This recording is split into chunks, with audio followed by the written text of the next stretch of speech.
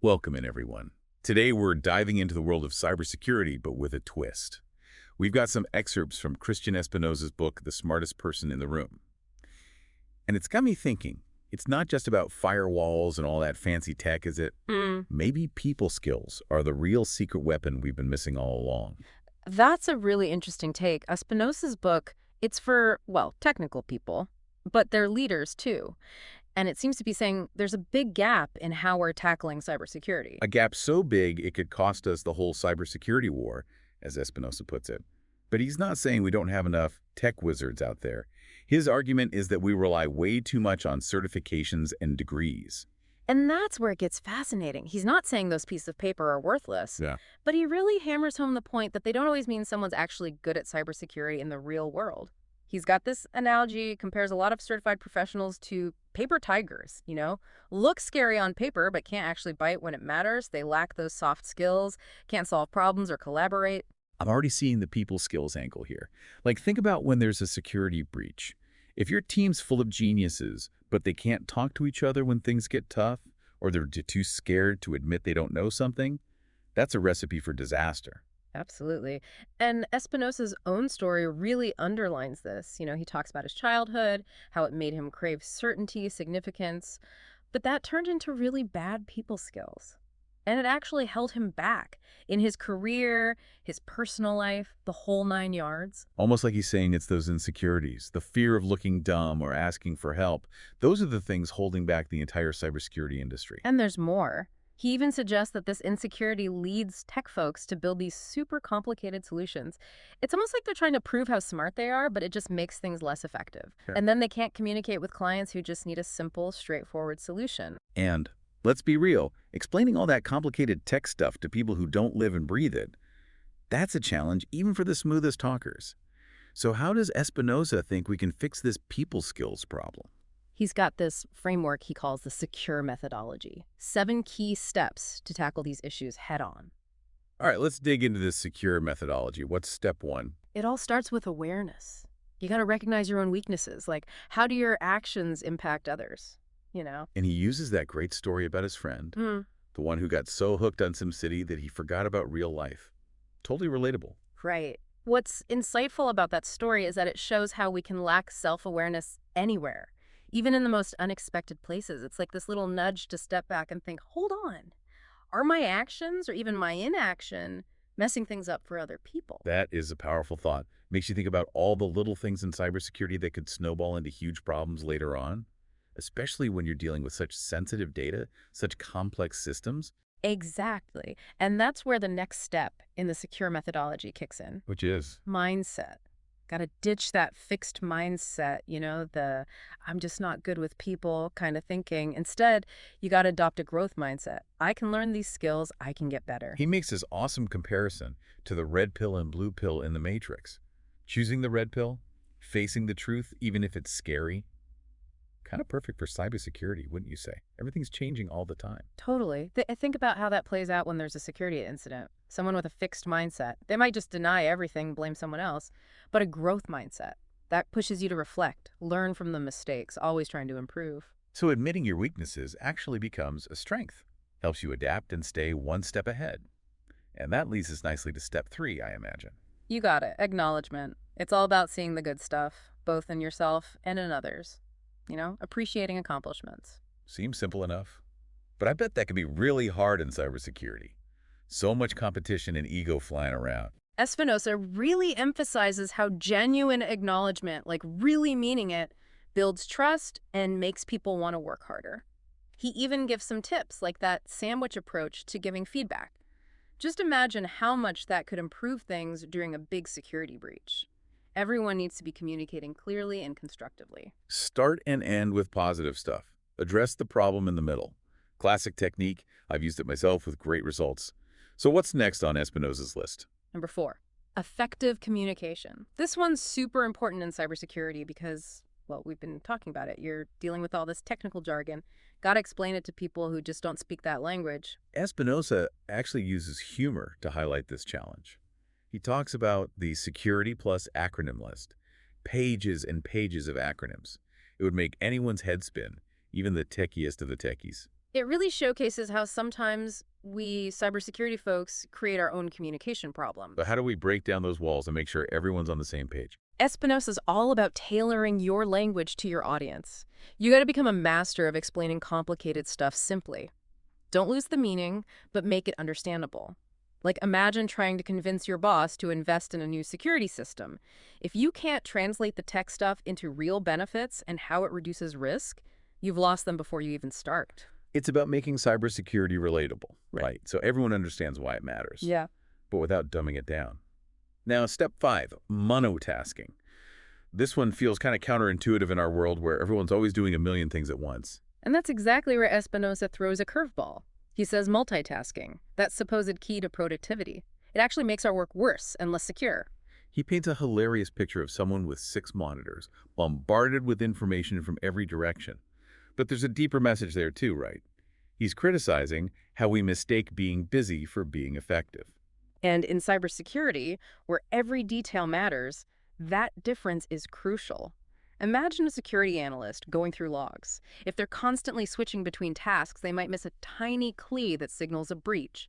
But if they focus on one thing at a time, bam, they're much more likely to spot those red flags. It's like that old saying, if you want something done right, do it yourself.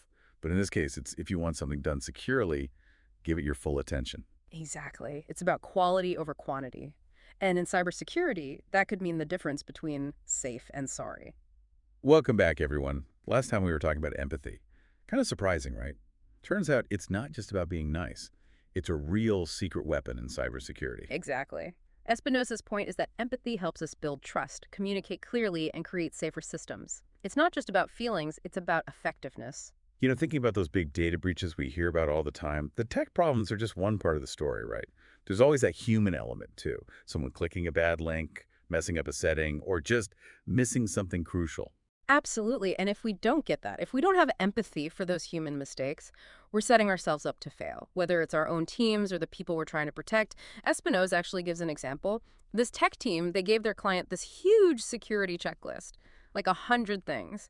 But the client had already told them they didn't have the resources to do it all. Classic case of not listening to understand. Mm. So focused on the tech solution, they forgot about the human reality on the other side. And that lack of empathy, it just breaks down trust, ruins relationships. Imagine that client trying to explain their problems. And the tech team just throws jargon at them, sticks to the checklist no matter what. It's just going to lead to more frustration and less security in the end. Makes you wonder if sometimes in cybersecurity, we create this us versus them thing with the very people we're supposed to be protecting. It's a great point. And Espinosa says that us versus them mentality is a huge roadblock. It messes up communication, stops us from innovating, and ultimately makes everyone less safe. So how do we break free from that? How do we bring more empathy into a field that's so tech-heavy? Espinosa has some really solid advice here. First, we got to realize that empathy isn't just about emotions. He talks about affective empathy, which is like feeling someone else's emotions directly. But there's also cognitive empathy. Cognitive empathy, what's that all about? It's about understanding someone's point of view, even if you don't feel the same way. You step into their shoes, see the world through their eyes, even if you disagree. So it's more about using your head than your heart, in a sense. Exactly. And Espinosa says cognitive empathy is super important in cybersecurity or any professional setting, really. It helps you stay objective, focus on solutions, and keep cool even when things get heated. Makes sense. Imagine how useful that would be during a security incident. Instead of everyone panicking, a team with good cognitive empathy can take a step back, analyze the situation, and work together to find the best fix. Spot on. And Espinosa gives us some tips on how to develop this skill. One is to focus on what we share, not our differences. Even on a team with different backgrounds, we all have things in common as humans. We all want to feel heard, respected, valued. Doesn't matter what your technical skills are. Exactly. Another key thing is active listening. Not just waiting for your turn to talk, but really listening to understand the other person. Putting your own thoughts aside for a bit and trying to grasp their perspective. You know, that reminds me of this time I was working on a really complicated security project. I got so caught up in the tech details, I totally forgot about one of the team members. She was newer, didn't have as much experience with that specific technology. I just assumed she was following along. It wasn't until I really listened to her concerns that I realized I hadn't explained things clearly at all. That's a perfect example of how a lack of empathy can really slow things down, even when everyone's trying their best. It was a big lesson for me. Made me realize communication isn't just about giving information. It's about knowing your audience and speaking their language. And that's where empathy becomes so powerful. It helps you avoid misunderstandings, address concerns before they become problems, and build a team that works together smoothly. So empathy isn't just about being a good person. It's about being a better cybersecurity professional. 100%. Espinosa argues that empathy needs to be baked into everything we do in cybersecurity, designing secure systems, responding to incidents, even educating users. It's recognizing that humans are a part of the equation every step of the way. Which brings us nicely to the next step in Espinosa's secure methodology, right? Yep. Step 7 is Kaizen. It's a Japanese term that means continuous improvement. Interesting. How does that fit into cybersecurity, especially when we're talking about people skills? Espinosa connects this to his experience doing Ironman triathlons. Those races are brutal, push you to your absolute limit. And he wasn't some super athlete when he started, but he took on the challenge, trained like crazy, and eventually crossed that finish line. Wait, Ironman triathlons. Swimming, biking, and running. That's insane. Right, it's the ultimate test of endurance. And Espinosa wasn't even a good swimmer when he began. But he had that growth mindset, put in the work, and ended up beating his friend who challenged him in the first place. I love that he ties this personal story to Kaizen. It's not just some abstract idea, he actually lives it. Exactly. And he says we need that same Kaizen spirit in cybersecurity.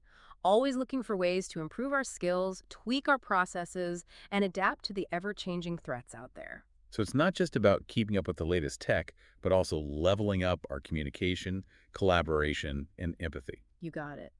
Espinosa wants us to see our skills as a work in progress. Always learning, growing, getting better. It's like they say, the only constant is change. And in cybersecurity, that's truer than ever. Absolutely. And I think that's where Espinosa's secure methodology really shines. It's not just a set of rules, it's a framework for continuous learning and growth. It's about embracing that growth mindset, admitting our weaknesses, actively seeking feedback, and always trying to improve how we interact with others. And through that process of constant improvement, both as individuals and as a community, we can build a stronger, more effective cybersecurity posture. So we've covered a lot. Self-awareness, mindset, communication, empathy, Kaizen. It's clear Espinosa believes these people skills are crucial for success in cybersecurity. But there's one more piece to this puzzle, right? This idea of contribution. That's right, and that's where we'll pick things up next time.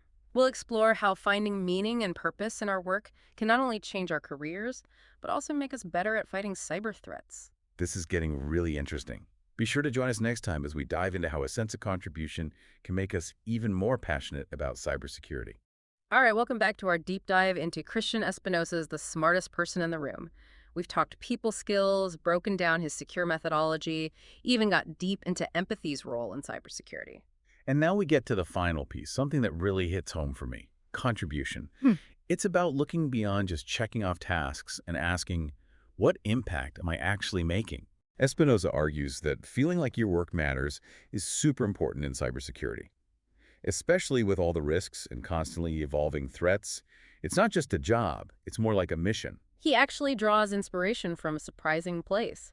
His experience doing Ironman triathlons, those races, they're intense. They push you to your absolute limits. And Espinosa wasn't always some top athlete. He started from scratch, trained hard, and eventually conquered that finish line. I'm seeing a connection here to Kaizen, that continuous improvement we discussed. He didn't just magically win. He embraced the whole journey, the challenges, the hard work, the constant drive to improve. Exactly. And he wants us to bring that same mindset to cybersecurity. He believes everyone in this field, no matter their job, can contribute something meaningful, something bigger than themselves. It's about finding that deeper purpose, right? Whether it's safeguarding sensitive data, building innovative security tools, or even just being a dependable teammate. And it's important to note that contribution isn't just about being altruistic. It's a huge motivator. When you truly believe in your work, when you see how it makes a difference, you naturally go the extra mile. It's about that internal drive, the passion that keeps you going even when things get tough. And in cybersecurity, let's face it, there's never a shortage of tough situations. Espinosa gets that. He knows finding this sense of contribution can be tricky, especially in a field that's often seen as purely technical, so he offers some really interesting ideas. Okay, I'm all ears. How do we actually cultivate this feeling of making a difference in our cybersecurity roles? He encourages us to zoom out a bit. Look beyond the immediate task and think about the bigger picture. Like, ask yourself, how does my work fit into the overall mission of protecting people and their data? Maybe you're a security analyst, carefully reviewing logs to stop a potential breach. Or you're a developer building a new security feature that'll keep millions of users safe. So it's about understanding how our individual pieces fit into that larger puzzle. He also suggests finding ways to mentor others, to share what you know. It's like creating a ripple effect of positive impact.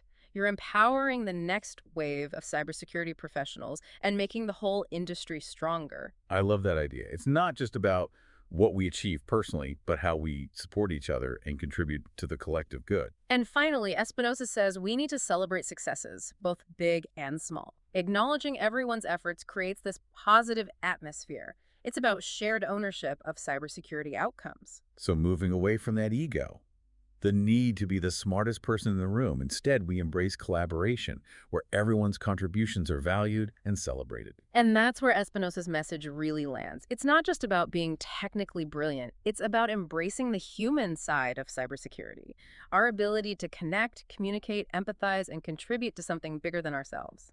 So to wrap up our deep dive into Christian Espinosa's The Smartest Person in the Room, what's the main message for our listeners? Espinosa pushes us to think differently about success in cybersecurity. It's not just about technical skills, it's about embracing the human element. That's what allows us to connect, communicate, empathize, and truly make a difference. He's given us a practical guide with his secure methodology. But it's on us to take action, to build those skills, find that deeper purpose in our work. So think about your own role in the cybersecurity world. What kind of impact do you want to have? What legacy do you want to leave behind? Those are the questions that might just unlock your true potential, both in your career and in your life. This has been an incredible journey. Thanks for joining us on this deep dive into the human side of cybersecurity. Until next time.